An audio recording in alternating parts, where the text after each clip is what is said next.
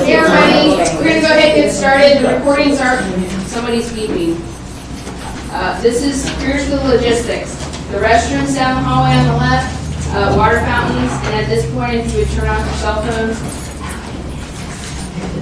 We are recording the first part so that in the previous trainings, the new trainings, we don't have to keep pulling the county employees out of their workday. So we would like to welcome you to Volunteer Beach Ambassador Training. My name is Faith. I'm the Vice President of the Friends of South Walton Sea Turtles.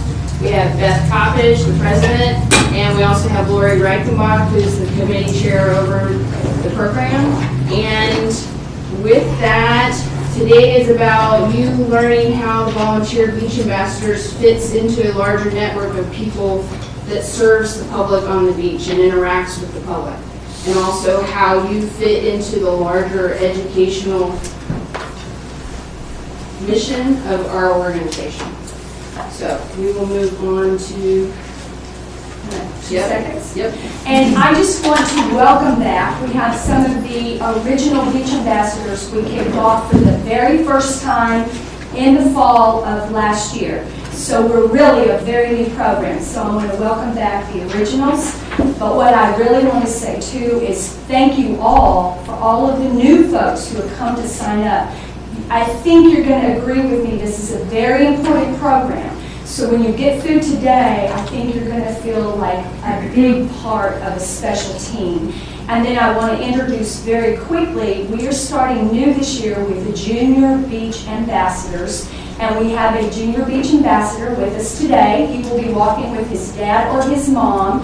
And then with parent approval, if you know a 17 or an 18-year-old, they can get shirted and walk independently. So welcome to you all. We're glad you're here. Hi everybody. So we are Friends of South Walton Sea Turtles. That's our little logo. And we're a 501c3 nonprofit organization. And our mission is turtle conservation through education and awareness. And our goal is to educate every single visitor and every single tourist who comes to the area. And we want to make sure that the locals, as well as the tourists, know how to protect sea turtles. So that's where you guys come in. We take a multi-pronged approach. How do we do that? We place placemats in restaurants. We do events and programs in schools. We put materials in rentals, condos, and hotels. We do beach cleanups, social media, and the website, booklets, vendors. We work real closely with the TDC, and we do publications in different magazines and ads, the Volunteer Beach Ambassador Program, which is us, and permitting process, as well as booths at public events. We were so excited last year that we received the Turtle License Plate Grant, and how this came about is that for all of you who have turtle license plates, or you see people with turtle license plates, they pay extra for those license plates, and that goes into a fund. And we were fortunate to receive a grant from that fund, and we're one of the few educations, mostly goes to scientists. So we were really excited about that. Next, we have Sergeant Dillette from the Walton County Sheriff's Office. Hi, everybody. Good morning. Good morning. My name is Tommy Collette. I'm a sergeant with the Walton County Sheriff's Office. Currently, I'm assigned to the Beach Division, one of 2 sergeants over beach. I spent 10 years at the department. You know, I got a background with SWAT and dive and pop squad, pretty much everything patrol related. But I'm here to talk to you about when to call 911 and when to use the non-emergency number. Basically, 911 is for emergencies only. If someone's on the beach getting confrontational with you or something like that, call us. You know, we're here 24 hours a day. Call us, let us come out and deal with it. You know, if you see an emergency, if someone's drowning on the beach, call 911. But we also have a non-emergency number if y'all want to take that down. It's 850-892-8111. Again, it's 850-892-8111. And that is the number that basically, if you call that, you're going straight to the Sheriff's Office dispatch. You know, if there's a question, if you would like to speak to a deputy over the phone, if you would like to have a deputy come out to the beach for whatever reason, call that number if you have any questions or anything like that that's not emergency related. With the dialing 911, it will get you a little bit quicker to our dispatchers as opposed to calling the 892-8111 number. So just keep that in mind. The other thing, how to defuse someone who gets aggressive with you. You know, it's probably not going to happen for y'all. Y'all are volunteers, but there's going to be times where, you know, if you're walking on the beach, maybe there's somebody believes they own the whole beach. I don't know if y'all have ever dealt with that before, but there's a lot of private beach in Walton County. I could see that maybe being an issue. But the first thing that I wanted to say was professionalism. I know that y'all are volunteering, but just by wearing the shirt, speaking professionally, you know, using professional body language, that's going to alleviate, you know, 99% of the issues on the beach. You know, a lot of people will see you on the beach, maybe you're going out to talk to them, and they just think you're a random person. You know, don't make it about you and them. Don't make it personal. You're doing a job, a volunteer job that you're all receiving training for. So just make it about that. You know, just speak professionally, use professional language, and you know, that'll keep incidents from occurring in any type of escalation. The second thing I wanted to talk about was verbal judo. If you do happen to meet that aggressive person that just wants to come out there and be confrontational, judo itself means gentle way. You know, a lot of people think of judo as like, oh, 2 guys punching each other, kicking and throwing each other on the ground.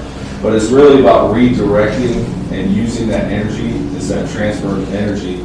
And that's something that you can do in a verbal confrontation or just in a conversation. Y'all probably do it all the time already with your husbands, your wives, your kids. It's just about taking that energy that they're bringing to the table, redirecting it, and trying to de-escalate the situation.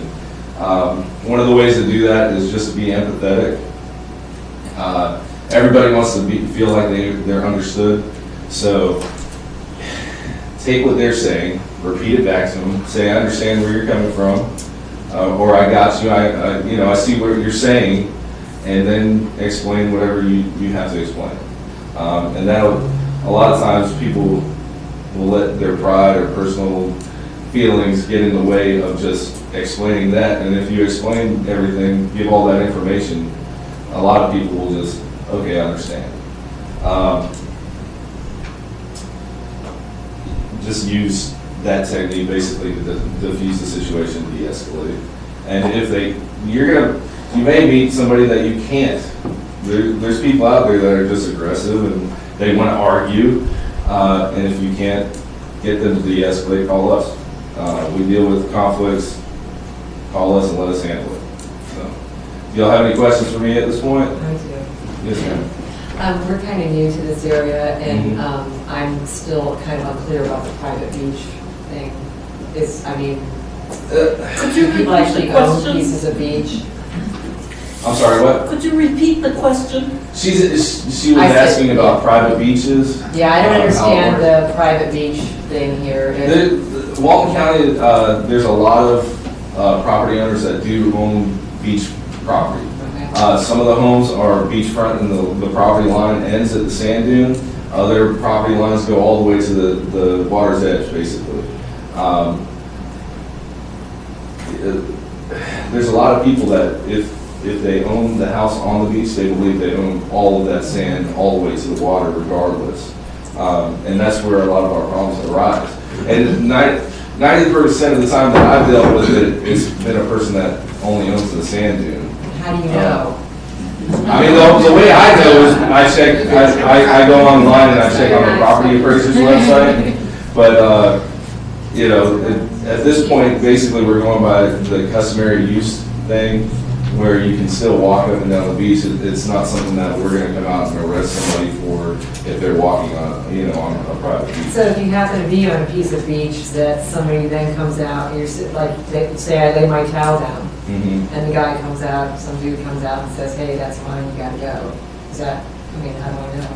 I mean, you're probably not gonna know, and that's what a lot of these people go off of is, people not actually knowing, and some of these homeowners will put signs out on the beach saying that it's a private beach, and in actuality it's not. But if there's ever an issue like that, let us come out and deal with it, Yes, ma'am. Could you expand a little bit on customary use, kind of what it is, when it's going into effect, and so everybody understands, just in That's case? probably not a question for you, right? Yeah. I mean, that's something that code enforcement deals with a little more, but it's very vague. It's something new for the county ordinances, I believe, and it's really not defined in the county ordinances right now. But I don't know if you want to expand on that later. Yeah, I'll touch on that a little later. Okay. Don't want to spend a lot of time on that because you're really not going to run into that too much. You may have a property owner come out and say, hey, I don't think they're going to bother you guys. They may come out and say something to somebody that sets up shop, in a certain area, but we'll go over that a little later. Anything else for the sheriff? What was your name again? Tommy Follett, Thillet. And you'll get his contact information on a card. We'll talk about that. Are vehicles allowed on the beach? Right now, you could probably go on that too. But, some of the beach vendors have permits right now to get all their equipment on the beach. The sheriff's office, South Walton Fire, code enforcement, all for emergency services use. Anything else? Appreciate y'all having me. Thanks. Y'all need us. Hopefully, we have. Appreciate Thank you very much. Thank you. Next, we'll bring up David Vaughn from South Walton Fire District. Good morning. My name is David Vaughn. That's spelled V as in Victor, A-U-G-H-A-N. I want to give you my cell phone number. It's 850-803 2601. Like Sammy Sanchez said at the last meeting, I would prefer that if you have a real issue that I can help you with, speak to one of your leaders and have them relay the information to me. But just in case if it's an emergency, go ahead, feel free to call me. If I don't answer, I leave my voicemail full. That's on purpose. Text me, but identify yourself, please. So I run the beach safety program for South Walton Fire District. We have a partnership with the TDC running, this is our 12th year. We're in our 3rd year with Sandestin Owners Association, and we're very proud to have started this year with Rosemary. So we have 2 towers down at Rosemary, 2 at Sandestin, and then we have towers and rovers at every TDC regional beach access. Our season began Wednesday, so March 1st. Our season goes March 1st to September 30th. We're out there every day from 10 a.m. to 6 p.m. In addition, we have got a few guys, including myself, my 2 supervisors, and a few other guys that we're out there on call. So if something goes down, and then we also have Walton County Sheriffs to assist us in that. Our goal is a lot like your goal. The first thing that I know about every one of you here is that you care. You wouldn't be doing this otherwise. That's great. We share the common goal of trying to educate everybody who comes to the beach, whether it's locals or tourists, about how to basically behave out on the beach. We're not trying to be the police, but we are trying to create a standard of decorum and etiquette out there, and just make sure that everybody can get along. Our job is to educate people primarily on how to treat the ocean with respect, and how to stay safe out there and not go home injured or worse. Very proud to say that in the 11 years that we've completed, we've never had a fatality on a guarded beach. There have been fatalities otherwise. They are all on unguarded beaches and usually after hours. This next week, when are you guys picking up? 6th Monday. Okay, guess what? Tuesday, we're expecting double red flag conditions. Right in time for spring break. So we're going to have alcohol, young people, in dangerous conditions. So it's going to be, we're kicking it right off and getting thrown to the wolves. So, your mission statement and ours are the same. It's about education and prevention. Tommy just spoke to what to do when you get into a confrontation. You guys can help us as much as we can help you. If you see something, let our guards know if you see them, because you're going to be, we got 26 miles to cover. Our tower distances average about 2 miles between towers. Some are closer than others, and that's just because of the private property rights and the way that we have control and jurisdictions to where we can station. We do have ATVs for rapid response. We have 3 light duty trucks, and then of course, South Walton Fire District supports with the ALS. We are the EMS provider. So, what else can I tell you? We'll talk about the flag. Last time you spoke a little bit about flags. Flags. How many of you are longtime locals? How many are new to the area? Welcome. Glad you're here. Okay, so for those of you who already know, the flag system is dictated by Florida statute. Okay, we're the subject matter experts. We make the flag calls anytime between 7 a.m. and about 10 a.m. Then we reevaluate at 2 o'clock. Of course, we're subject to change because you will figure out very quickly things can change on a dime out here. And it's usually an escalation of conditions. We will escalate, call those flags, and change them. And it takes us about 2 hours. Even when we're fully staffed, during the summer, during the spring, it takes us 2 hours to get them changed. So if you see it on social media as having gone red or double red, but you turn around and you're on an area of the beach and people are asking you, well, what's the flag still so-and-so? Just explain to them, please, that it takes us a little bit of time. And then go ahead and you guys can help us. If you understand the flag system, people are going to ask you about it, whether you like it or not. It's not your job, but it kind of is. So I would be frank with you, we're almost never going to fly green. Why? Because we've got 26 miles to cover. And we go lowest common denominator. We go for maximum safety. Think of about how many of you are familiar with liability, just risk aversion. Okay? So it's almost never completely safe for us to fly green flags on 26 miles. Because conditions, depending on the weather and everything, conditions can be flat and beautiful on the east side of the county over by Inlet, Rosemary, Seaside, and be enough of a bump over on the west side that we're going to fly those flags for the people who know the least and are the least experienced. Does that make sense? Yes, sir. Okay, good. So, we're usually flying yellow. Red is when the waves get about this high. So, the face of the wave anywhere between a foot and 2 feet. And it's not the size of the waves that get people here, it's rip currents. Is anyone here familiar with rip currents? Yes. Okay, so think of it this way that I explained.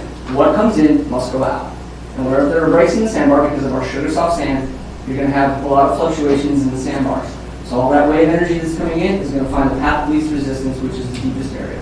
Unfortunately, those are the areas where the waves aren't breaking. So I'd like to spend a lot of time. I can sit here and talk for hours about how I can make you all experts on how to spot rip currents. We do post a lot of information. There's on NOAA, N-O-A-A. They have some great videos, and we post those from time to time. Pay attention to them. They're neat. So red flags means knee deep's too deep. Right? We try to keep people out.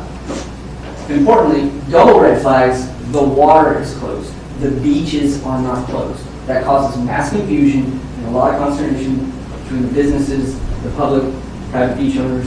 So make sure you understand that distinction. It's very important. When the water's closed, you can get a ticket. Code enforcement helps handle that. They have authorization, like law enforcement, to issue tickets. If you're a repeat offender, then we'll take you up to the Funiac. Well, they'll take you up to the Funiac and you can talk to the judge about it, which is very good. Purple is for jellyfish. One reason that we love and support the turtles is because the turtles eat the jellyfish. Anyone been stung by a jellyfish? Anyone got hit by a man-o-war? Yep. Yeah, I got scars from a man-o-war. I made my short list of pain. And something that's interesting is I've seen 3-year-old girls take a man-o-war sting like a champion, and I've seen grown men cry over a little metal sting. And the reason for that is everyone's got a different histamine response. So people have different thresholds of pain. So we do take it seriously. Sometimes you kind of have to bite your tongue and not laugh at the grown man crying over a metal sting. But you don't know, because everyone's got a different histamine response. Does anyone have any questions for me? I do, real quick. If we come across a visitor who's been stung, is there any recommendation for treatment or care, or what can we say to them that might make them feel better about what to do The about risk it? of being risque is you're about to pee on it. Who knows why that is? The ammonia. It's the trace amounts of ammonia. Okay, I know I'm kind of getting the weeds here real quick. We don't recommend ammonia-based products anymore because man-o-wars aren't technically jellyfish. For most jellyfish, trace amount of some ammonia will help. We used to recommend Windex. We just recommend hot water. Hot water, as hot as you can stand it, not scalding, and not ice. Ice will actually cause the nettles to start firing. So the hot water helps break down the proteins. Okay? Ammonia will make a man-o-war sting exponentially worse. So we just don't, because we don't know if it was a man-o-war or it was a nettle. Yes? I've also heard that apple cider vinegar and water, half and half, will also help. Vinegar is another one. And beer. Well, you want to get a shot of tequila. Somebody's cooking. I actually tell people that, and I get a little dicey because I know someone's going to take offense to that someday. But I've gotten away with this so far. But there's truth to that. So vinegar can help. It's not as effective as hot water, and then also you can take some just of our sand or credit card and rub it, and it helps exfoliate and get things out. Yeah, that helps. So, That's what meat tenderizer is. It's just an exfoliant. When people say meat tenderizer, it's just really exfoliating. because we're not going to have hot water immediately on the beach, but rubbing sand on it is, Actually, salt water helps too. But who wants to get right back in the salt water after they just got blasted? So it's hard to convince people, well, just go right back in there.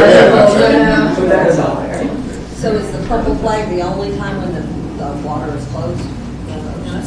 No, purple flags, you'll see, we'll fly purple flag for a month at a time sometimes. Okay, so people go in, when is it? where you Double can't- red. Double red, you can't go in the water. There is an exception that came up last time, and it's a good one. Surfers. Yes. Yeah. Okay, the surfers, myself included, we fought hard for an ordinance exemption for that, because that's the best time of the year for us. As a beach safety director now, every time I see surf, I cringe because that means potential water risks. Again, real quick, prevention. If you see something, say something. If, when in doubt, call it out. If you see someone in trouble, pick up the phone, dial 911. They may make it in, it's better to call us and have us overreact than to underreact and wonder. Because we don't mind you. Don't call me, don't text me, hey, there's someone in trouble down here. You're like, call 911. So if it's an emergency, if you're wondering about it, same thing with medical emergencies. Because with jellyfish stings, you have potential anaphylaxis, which is a shock like a peanut allergy or a bee sting allergy. They can cause serious life-threatening, any trouble breathing, it can escalate within minutes. So that's why we do take it seriously, okay? Yes, ma'am. What's an effective argument when we see people out there in what we know are dangerous conditions, and maybe there's a red flag, and we see children out there and a parent on the beach, and I have had this experience of speaking to the parent and trying to explain that that's not safe for your kids to be out there, and the parent to say, oh, they're good swimmers, they're being careful. When I know from being on this beach all my life, that's not safe for those kids to be there. What should we say to somebody? An aggressive stance and a raised backhand. It's joking. This is being recorded. He's joking. It's amazing to me that when I have to deal with those, everyone is a collegiate swimmer, former lifeguard, Navy SEAL, emergency room doctor. That's a good question, and there's no pat answer for it. But like Tommy was just speaking to, asking them questions instead of, hey, that's dangerous. Hey, are you aware of the beach flag system? You know, start them. It's the Socratic method. It's asking them questions until they kind of come up with the answer for you. And if they don't know, then you kind of inform them. You kind of guide them. When it comes to when you get that breakdown, you just kind of tell them, hey, I'm just concerned. The flags are red. This is a dangerous spot. And the more you know about rip currents, and the more you know about surf, which again, if you have any questions, feel free to contact me. I'm sure they're going to give you contact information. I'll be happy to educate you guys on that anytime possible. So it really is, there's no pat answer for that, but leading them into understanding and just kind of informing them and suggesting. And here's another one of my favorites when we go to code enforcement, is we don't have enforcement. The lifeguards don't. We can get pretty heated and passionate about it, but at the end of the day, I have to call the sheriff or I need to call code enforcement to come out and write a ticket during other times. What I can tell them is, well, I just want you to be aware, you see one of those white trucks coming down, they're probably going to write you a ticket, and they're probably going to have words with you. We're big fans of embarrassment therapy is what I call it. So, I'm a big fan of it. When I see someone out there, what my lifeguards will do, and you can't really do this, but this is, if you can extrapolate this, when I see a bunch of young men who want to go halfway to Cuba to prove, because I was that kid, if I wasn't doing this job, I'd be the guy I'm yelling at. So what I do is I go out and embarrass them.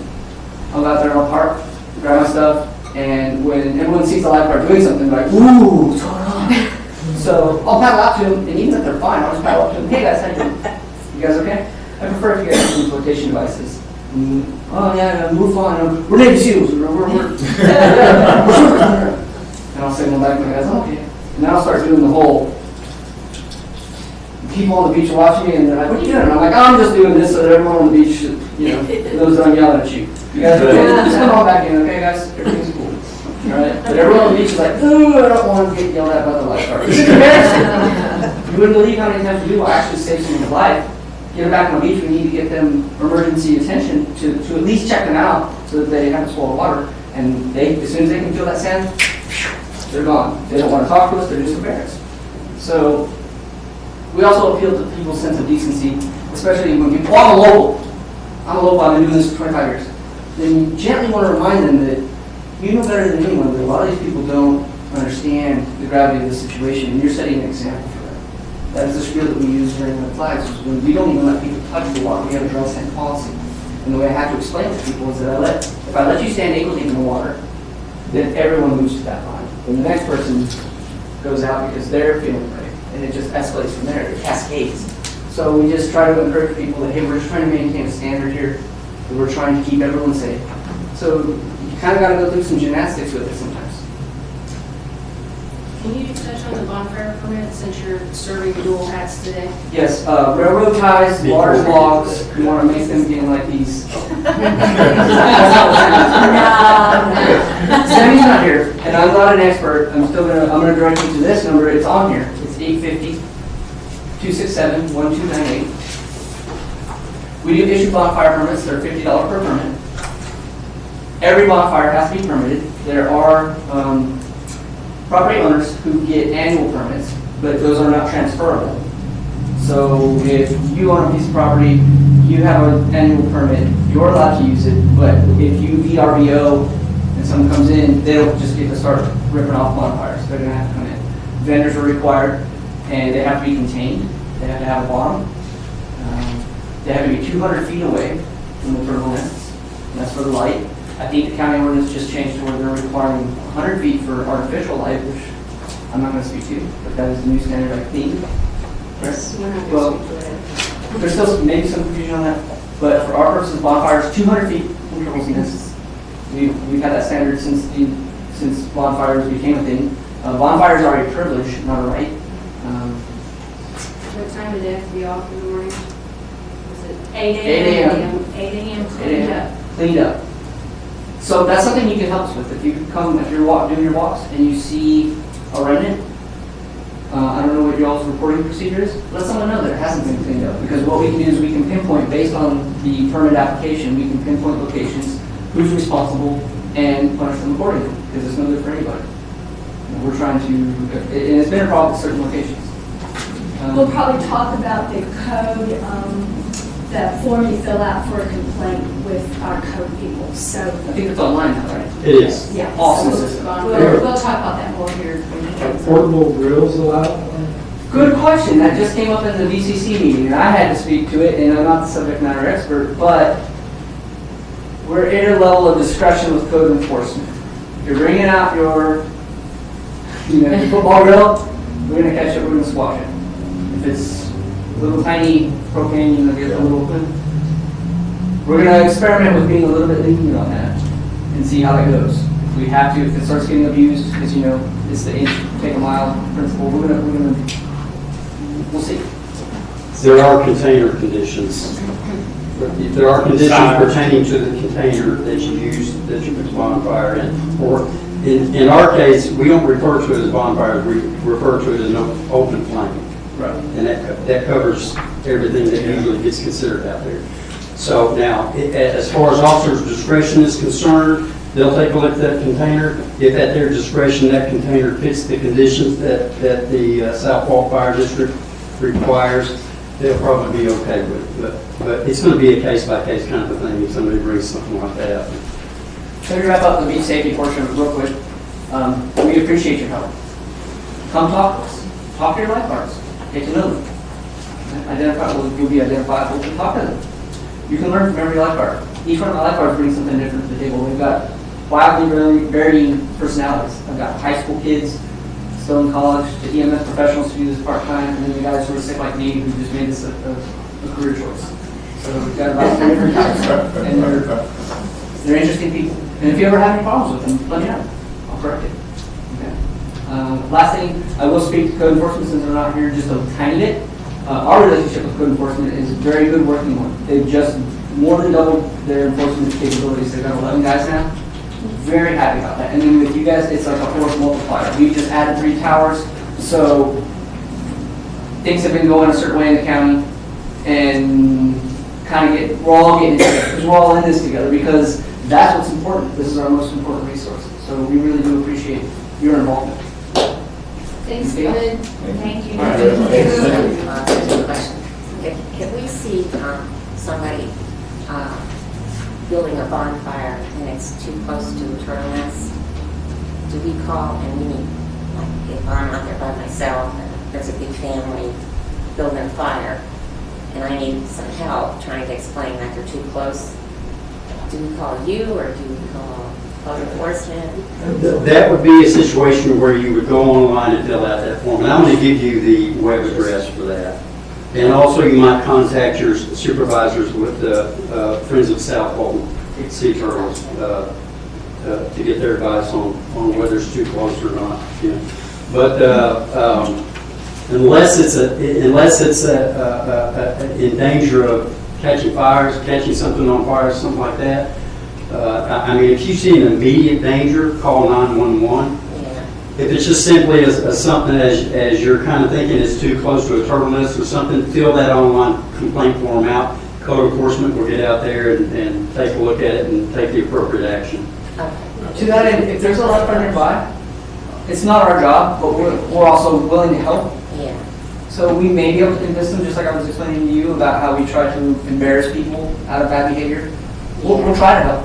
Yeah. It happened to me last season. The family they were building their living room. This didn't work. And they were too close to the nest, and the nest was just about to hatch. So So I did talk to them, but, you know, I felt like I could use some help in that situation. So it looks like we're getting a lot more help. You're part of that help. I know you gotta go, but, and I don't know whether this was you or this chap over here, but, you know, bonfires typically are at night time. You guys aren't working. It also plays into fireworks. What do we do with those things? Because that's really irritating. Okay, the only places that are allowed to do fireworks on the beach are like Sandestin. I think they're the only permit holder. Rosemary, Alice Beach has one. Rosemary has one. So individuals, no, that's going to be a code enforcement slash. Code enforcement.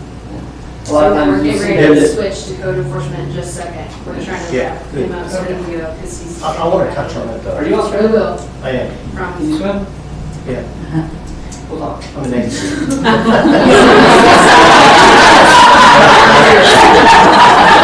That's a great segue. Fantastic. Thanks, David. Thank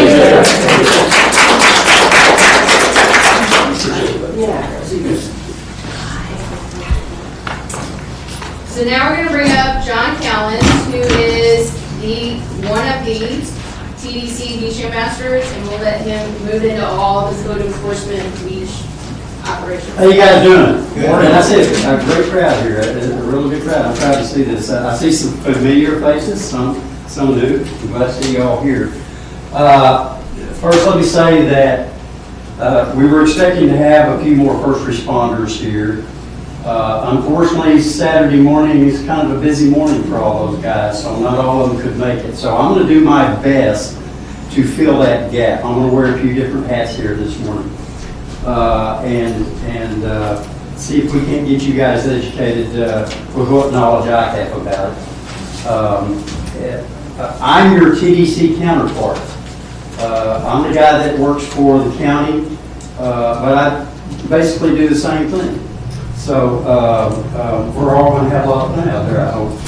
I'm going to try to go through this, having to kind of cover for some of these entities. I'm going to try to segment this a little bit. I may intermix my job with some of theirs and stuff as I go along the way, but I'm going to try to approach this from a segmented agenda, just as if those guys were here. So I'm going to start with beach operations. And the Walton County TDC handles, as David explained, 26 miles of beach. And the TDC encompasses maintenance, code enforcement, and also visitor education, which falls in the forms of beach ambassador. I'm going to start with maintenance. Maintenance, in 2015, maintenance removed 2,718 20-gallon bags of trash. I don't know what the tonnage was on that, but it usually winds up being several tons. Can I grab this bag over here? So I should draw it up here. I have an example here with me. Now, this is not the latest. This year they're a little bit different, but this is a typical beach trash bag. It's a heavy-weighted paper. It resists moisture, and it will hold several pounds, probably 25, 30 pounds of debris. Okay, so you can imagine almost 3,000 of these over the year in 2015. Forward to 2016, and we removed 3,888 in 2016. So that was about a 43% increase from 2015 to 2016. In 2017, we're thinking we're going to probably increase that by another 40-something%. You know, by the time we get to the end of the year here.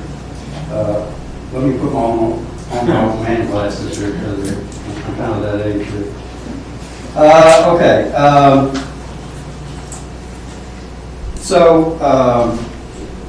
We also, besides maintaining the beach, we also maintain several non-beach areas in Bayside and Bay Area parks and facilities out there. I'm not going to get into each one of them. Really, Josh Irving, our beach maintenance director, would be able to answer those. I'm not familiar with all of the parks and stuff that we take care of, but you could go online and find that out at the TDC website. By the way, The official TDC website is visitsouthwalton.com, because that's where you go to find that stuff out. This past January, 2017, the maintenance crew was removing about 100 to 120 bags each day, and that's the slow part of the year. So you can imagine what they're going to be taking out when we get to our peak season. You know, probably close to 400 or 500 bags a day. And I don't know what tonnage it's going to want to be. It's going to be a lot. And John, they mentioned the other night that there are 600 of these bags and receptacles along our 26 miles of beaches. Correct. Some receptacles just hold one bag. Other receptacles will hold as many as 4, depending on where they're located. You know, some areas are busier with visitor participation than other areas. So it really depends on what neighborhood they're located at. Yes, sir. How often are they picked up? They are picked up every day. Once a day, usually in the morning. We try to get out there early in the morning. They'll get started as early as 5:30 in the morning, and they'll try to get that stuff picked up so that they can be out of the way by the time the visitors make it out there, usually around 9:30 a.m. Well, once a day during the season, right? Not every day of the year. Every day of the year. Every day. Every day of the year, yeah. Somebody's going to be out there picking up the trash. Now, I might add, the trash pickup usually entails just going along and removing the bags. They don't do a lot of trash pickup in what they refer to as the sandy area portion of the beach. We leave it to the good visitors of the beach to be responsible and use the trash bags that are out there for that purpose. And they do a pretty good job. We really, I mean, you're going to go out there and you might see some trash along the 26 miles. But for the most part, they do a pretty good job of making sure the trash gets to the receptacles there. And we also, yes, ma'am. I have a question. I'm a turtle watch volunteer. Yes, ma'am. Which means I walk the beach at dawn. Mhm. And we find a tremendous amount of trash that they do. But what do we do about items that are too big to go in the bags? Because last year somebody had left this large thing. They looked like they were trying to create a bed-sized float or something. So it consisted of foam and PVC pipe. I leaned it up against the trash can, and they didn't take it. So a week later, it had fallen down. I put it back up there, and they didn't take Okay. it. And I called Well, a message, and they didn't take it. That would fall under our L&T ordinance, leave no trace ordinance. And they have a specific team that starts around 10 p.m. every night that goes out and tries to pick all that stuff up. They don't always get all 26 miles of the beach. Now, if you run into a situation where you see something out there in the same place for 2 or 3 nights in a row, I would recommend that you go ahead and give our beach operations a call. And what's that number? It's going to be, let's see, 267-1216. That'll be a number that would get you in touch with our beach maintenance director, Josh Irving. Now, that's not his direct number. Yes, ma'am. I have a question. Yes, ma'am. Some of your trucks have rakes, and Yes. and they use them, and they do a beautiful job on smoothing out their tracks. Yes, ma'am. Because the trucks do drive close to the shore, close to the dune line, because that's where all the trash cans Yes. are. Yes, Do ma'am. you have plans for all of those trucks to have rakes at some point? I don't know, they're trying different things. That would be a question for Josh Irving again. Okay. And I can certainly bring that question to him and get you an answer to Faith or Lori later on, where they can give that to you later on. I'd be happy to do that. For right now, yes, they are mainly just restricted to the maintenance vehicles. And I'm not sure what the plans are for adding those to the other vehicles. I'll get that answer to you. Getting back to the L&T, in 2003 or 4, the Board of County Commissioners passed an ordinance that relates to leave no trace, commonly referred to as L&T, and that means you leave the beach as it was when you got there. And again, intermixing some of these segments in with each other. That's kind of how the Beach Ambassador program got started. I'll touch on that a little later. But generally, if there's anything about the ordinances that refers to time, that time period is going to be 1 hour, usually 1 hour before sunset until 1 hour after sunrise. And that pertains to most of the ordinance. It pertains to our L&T ordinance. It pertains to the dog ordinance that refers to dogs on the beach, things like that, and I'll touch on that a little bit later. But if anybody asks you any questions about the hours that the restrictions fall in place, most of the restrictions fall in place 1 hour after sunset until 1 hour after sunrise. And that's when the L&T program occurs. They generally don't like to see stuff on the beach after 1 hour after sunset. And about 10 p.m. is when the crews start going out there and picking that stuff up. Now that includes tents, chairs, umbrellas, trash, anything that might have been left on the beach from that day. That's what the L&T ordinance refers to. Now that is different and separate from a fairly new ordinance that was passed earlier this year called Prohibitions of Obstructions on the Beach, which addresses something a little bit different. That addresses fences and signs and things of that nature on the beach that somebody might put out that might interfere with travel and things of that nature. As far as, and that's pretty much about it on the L&T. The hours encompass 1 hour, again, after sunset until 1 hour after sunrise. And hopefully, you know, they get pretty much everything off the beach that doesn't belong there by that time, by that 1 hour after sunrise. Any other questions about maintenance, the maintenance part? Should we call that same number when we find chairs and tents and stuff? You can, yes ma'am. That is the main number for the TDC, and that will get you to the right person. Well, usually when I call, whatever number they gave us, I get a recording, because this will be like, 5:30, 6 o'clock in the morning. Well, you might get that because operations, I think they don't open until 8, but. Are you sharing the code enforcement website? Because that would also be something like that. Yeah, that would be on the form, yeah. Let me go ahead and give you the complaint form for the code enforcement website, for the code enforcement. The website is southwaltoncodenforcement.com. And when you get to that page, there'll be a brief introduction to South Walton's code enforcement, and then at the bottom of that page there'll be another link that will take you to a complaint form. And it's a pretty simple form, but it's just you just fill out the basic. There is some required information on it. You fill out those required fields at a minimum, and hit submit, and that form will go to 11 different email boxes. So somebody's going to get alerted when you do that. I got a question. Yes, ma'am. Instead of, like if you see, a tent left out for a couple days or something, instead of calling, don't you just do a complaint form? That is the complaint form is actually new for this year. Yeah. So that's probably going to be the standard action to take whenever you come across that stuff is to go that complaint form and fill it out.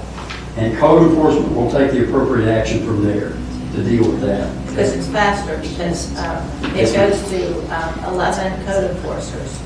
This is Well- why we were explaining last week. It goes to 11 of them. Well, yeah, I'll touch on that when we get to the code enforcement part. But yes, the county does have a total of 11 code enforcement officers now. And on top of those getting the emails, the director of beach operations and the maintenance director also will get those emails. So, yes, ma'am. Does maintenance alter the times that they begin trash pickup and/or the L&T monitoring or pickup during turtle season? Well, there is a standard time. Like I said, the L&T generally picks up around 10 p.m. There is a standard that they try to follow each day, each 24 hours. However, there may be some logistic things that take place that might alter that from time to time. There was a question back there on the back row somewhere? I was gonna ask, I'm not in the turtle watch, but I do know some houses that are not turtle compliant with the lights on the back. Is that what you, is that the form you do? That, you go to that form, yes, ma'am. Yes, Okay. ma'am. All right. Yes, ma'am. Like I said, and like Faith brought up earlier, that is kind of new this year, and that pretty much is going to be the go-to action to take when you come across something on the beach that to you just doesn't seem right. And that will start an investigation. Do you know if they only have to comply during turtle season, or is that for the lights on the back of the house? Well, the wildlife lighting ordinance does pertain to from May through October. But, and I'm not as familiar with this as the code guys are, but there may be some other restrictions for the rest of the year. But pretty much May through October is when that wildlife lighting ordinance is in effect. Yes. So are people watching their email at 1 hour after sunrise? Well, code enforcement gets on the beach as early as 5 a.m. And they're looking at the forms? Yeah, they get the emails instantaneously. Yes, ma'am. Yes, ma'am. Yes, ma'am. If I could just make a comment. Yes, ma'am. Filling out the complaint form is crucial this year because all we tried to do to get some of the ordinances changed, when people tried to fight ordinance change, they went back to the fact that we had 3.6 million visitors and only 90 complaints. So filling out the form is paramount because that way we'll get a more accurate picture of really what's happening down on that beach. Yes, I'm glad you brought that up. There was an issue with the statistics regarding the complaints last year, and the official number that it showed that they received was really kind of skewed because of the method that they were using for receiving complaints and stuff. So, and thank you for bringing that up. This form should alleviate any confusion over that. So it's very important that you fill that form out whenever you come across something that you have a question about or concern about. Any other questions regarding maintenance? Okay. I will go on to code enforcement then. The code enforcement team is responsible for enforcing the Board of County Commissioners ordinances, Chapter 22, which generally is referred to as beaches and waterways of Walton County.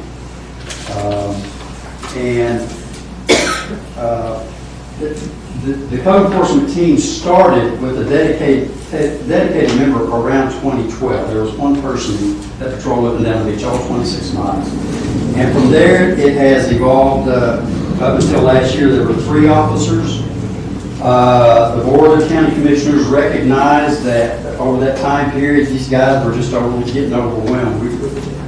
If you guys are familiar with Walton County, the beach attendance growth has just shot through the roof in the last few years. You know, it's just grown exponentially, beach visitors on the beach.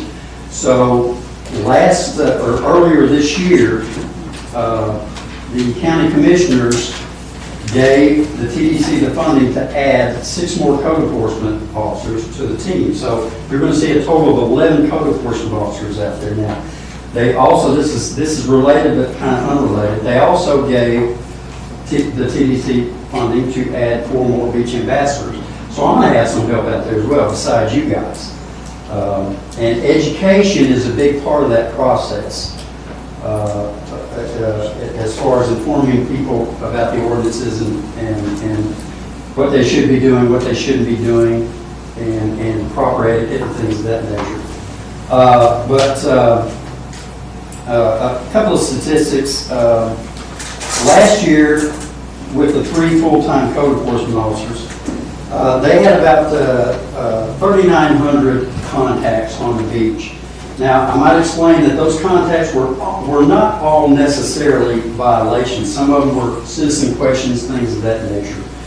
But that was for 3 officers. We've gotten all but 2 of the new code enforcement officers on the beach this year. They've been going for about a month. We still have 2 positions to they've been filled, we just need to get guys trained and out there. And already as of February this year, we've already got 1,700 contacts. So you can see that it's helped out a lot greatly already. We've already gotten over half of last year's contacts with that additional force. So you're going to see a larger presence out there, and the TDC kind of feels like that presence is the key. And your presence out there is going to be a big part of that key as well, you know, in helping us get the word out and the message out.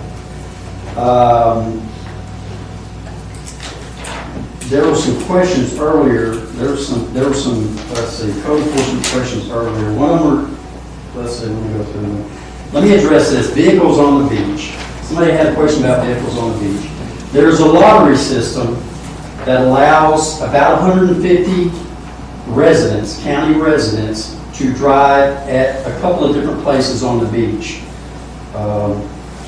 That would be Grayton Beach and Inlet Beach. There are a couple of accesses there where people can drive on the beach. That lottery's held about June of each year. There are also some exceptions to that lottery where people can file for waivers in addition to that 150 people. I am not fully familiar with that particular ordinance, so if you got any specific questions about that, I'll have to refer you to code enforcement. You can give it to me here, and I'll be happy to get back with you on that. Otherwise, outside of beach vendor permits, allowing vendors to put their wares on the beach, either at the start and the end of the season, where they get to move boxes and stuff out there that they store their wares in, and then each day in the morning and in the evening, and the Turtle Watch people will be familiar with this, where they pull their chairs and umbrellas out onto the beach each day and remove them each day. They get to, some of them get to drive little four-wheel vehicles if they meet certain conditions on that. Outside of that, there is no driving on the beach except for county maintenance people, code enforcement, sheriff's deputies, and things of that nature. So I don't know who asked that question, but I hope that answers the driving the vehicles on the beach part of it. There was another question about. Yes, ma'am. Sorry to be talking so much. Yeah, no. These things are That's what we're here for. Driving on the beach, it is so damaging to the beach in every way there is. And I understand that the people that are going out there to actually rescue people that are drowning, they might need to drive a fast vehicle like a truck. But for all the rest of this stuff, why is it necessary to use regular trucks to do this work? Can't the county invest in some vehicles that have balloon tires that are not so harmful to the beach and all the creatures that inhabit it? Well, that would be a question for Josh Irving and Brian Kellenberger, the director of beach operations. But I can tell you this, that they have experimented with different devices over the last decade, and what they're using now is what they have deemed feasible and appropriate for all the processes and all the concerns that go into operating on the beach. Not just this process or that concern, or this process or that concern, but the overall general process of operating on the beach. What they're using now is what they feel is the most feasible method. Well, it's just frustrating when we're trying to take care of the hatchling turtles, and a turtle is this big, and the ruts from the trucks are this big, and they're county vehicles, so they're allowed out there, you know. Hey, John? Yes, We have ma'am. about 11 minutes before the recording finishes, and Oh, we okay. really want you to do the beach ambassador stuff that you Okay, have cut off okay. from before, so. Okay, we'll touch base about that. He won't be able to answer you anyway, Beverly, so we will get answers and send them back to you. Okay. Just wanted to I have a question. I just got onto the website and I'm looking for the form and I can't find it.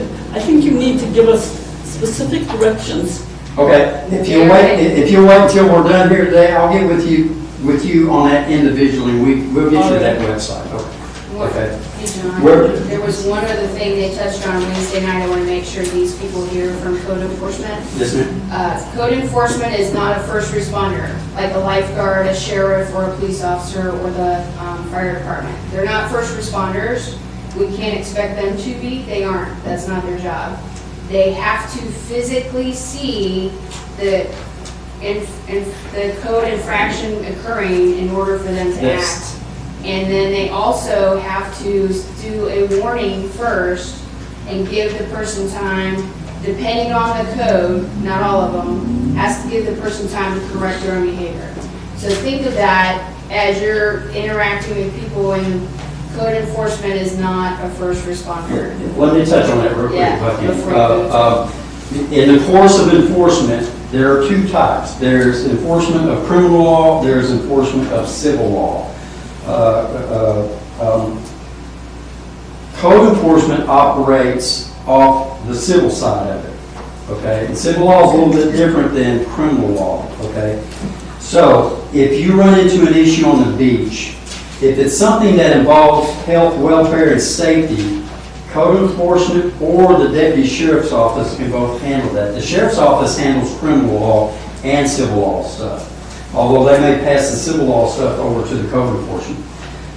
If it's something that is life-threatening, physically threatening, heavy property damage threatening, things of that nature, code enforcement can address that. But pretty much for everything else, they have to give that violating entity a warning first, a warning of a reasonable amount of time, which is usually 24 hours. If that condition is not corrected within that reasonable amount of time, then they can go back and take further action on that. You don't have that restriction in criminal law. So unless it's something that is life-threatening, physically threatening, property damage threatening, severe property damage threatening, that violating entity is going to get a warning from code enforcement. Deputies will have to do that too if it regards something relating to civil law. Okay, that's just the way civil law works. So is that pretty That much? was it. Before you moved on to beach ambassador. Okay. All right. Again, I'm your TDC counterpart. We're certainly anxious to get you guys out there and give us a hand. The beach ambassador position for the TDC was mandated in 2009 by the Board of County Commissioners. And it was related to helping get the word out and educate beach visitors in relation to the L&T ordinance that was passed a few years earlier. It started out with a maintenance employee who did it part-time and eventually evolved into a full-time position that took on other duties besides the L&T. They also started educating visitors about some of the other ordinances, wildlife lighting ordinance, turtle concerns, and other stuff. It eventually became managed by the Code Enforcement Division and under the guidance of Code Enforcement.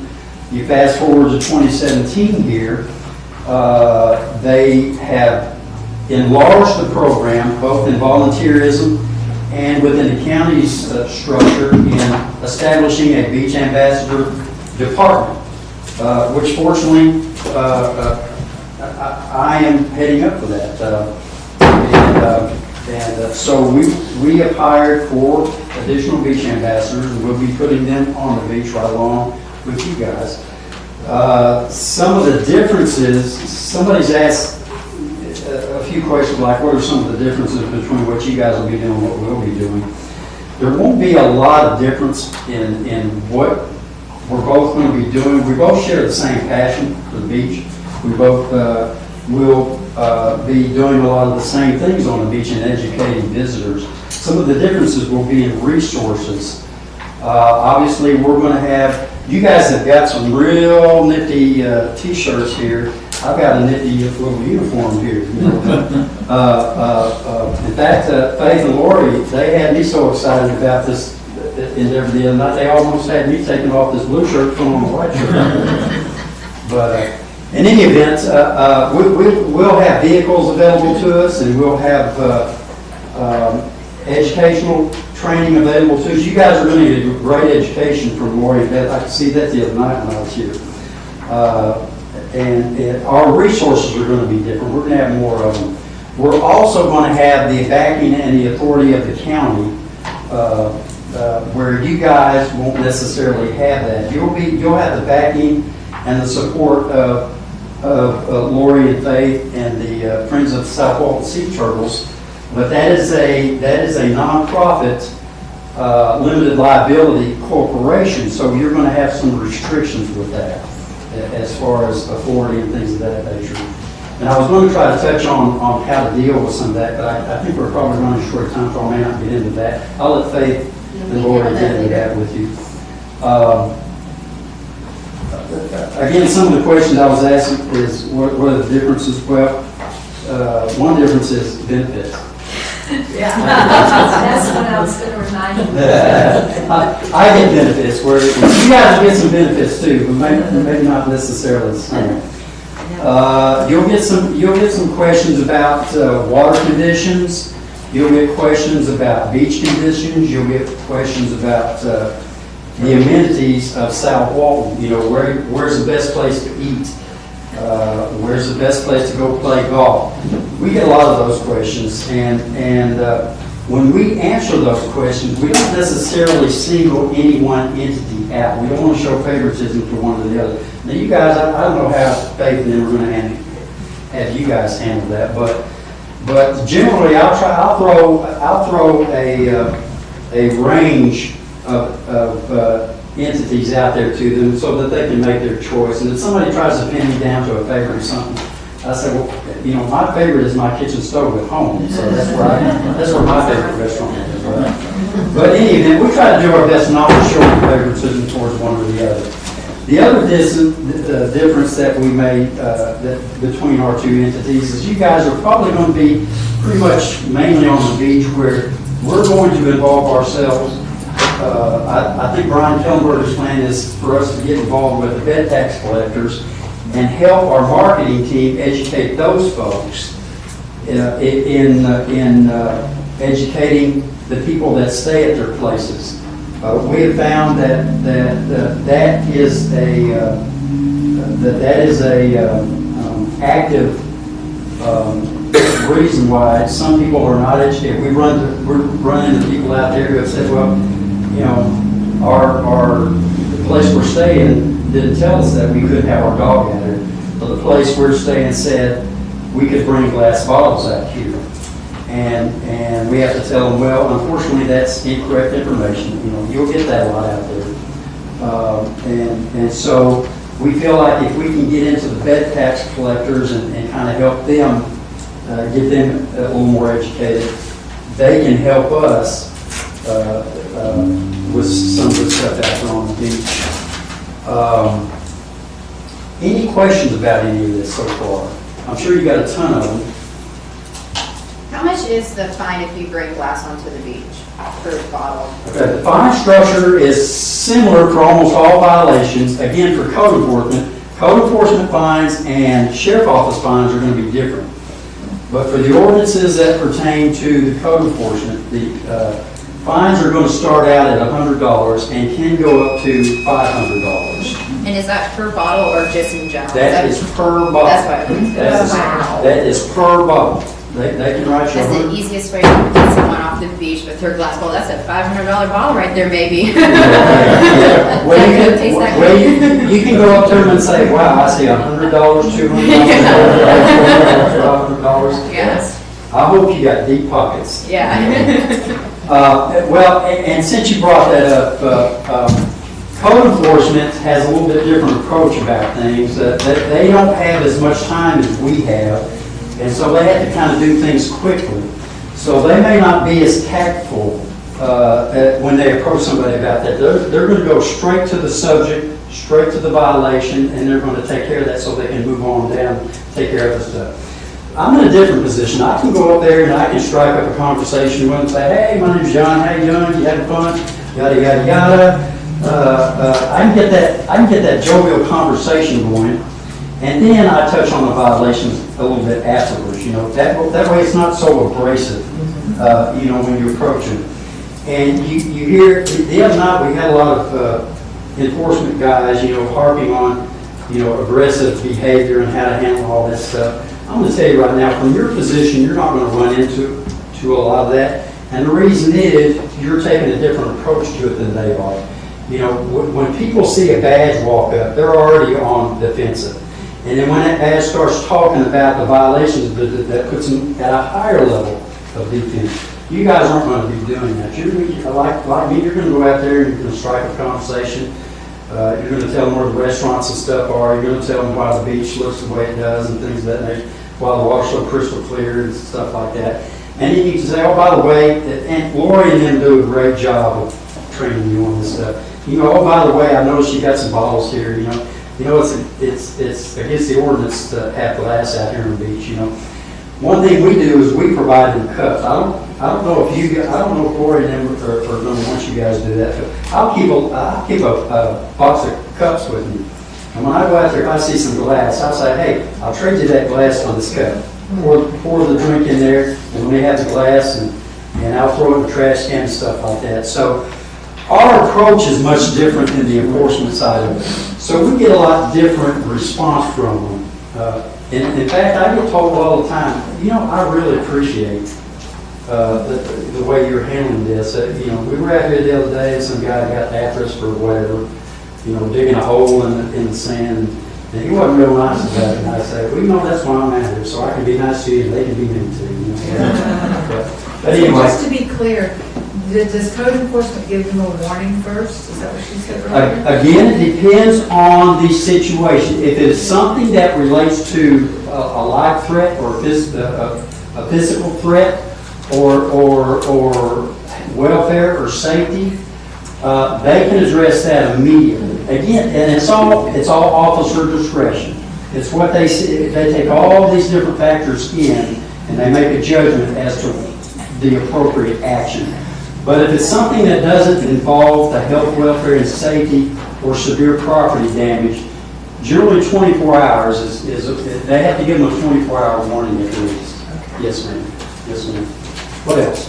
Is there any difference between the state parks and other parts of the beach? Well, that's actually a good question. Walton County, and you guys, this is information you guys will want to, and before I move on to that, a great resource that I haven't touched on here yet is that visitor center right in there again. Go in there and get them to give you guys some information that you can carry out with you out there on the beach, where if you get these questions, they've got like a list of things that they keep up there at the desk, you know. And they can print you that out and let you have it. You can carry that out there with the beach, and somebody gives you the spreadsheet, you look up on there and give them an appropriate answer. But in answer to your question, there are both state statutes and county ordinances along our 26 miles of beach, and that's because we have some great state parks along our beach. And generally speaking, in regards to enforcement, the state is the higher authority that sets a standard. Now, underneath that state, counties and municipalities can set stricter standards, but they can't be less than the standard that the state sets, okay? So, and in regards to on state property, like if you cross from just Walton County, you're going to be, if you cross the state park line, you're still going to be in Walton County. Walton County's ordinances are going to still be in place on that state property. So if you're walking with glass along the beach and you cross the Topsail State Park boundary line, that person can get that person's going to get to talk to about that glass ball just the same as anywhere else.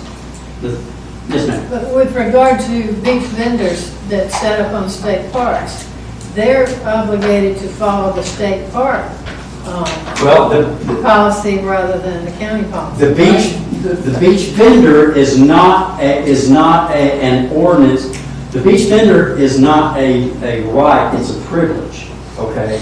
So it's not treated the same as our other ordinances, like glass and dogs and stuff like that. And yes, the state does have different policies for beach vending. In fact, I don't even think they allow it. That's true.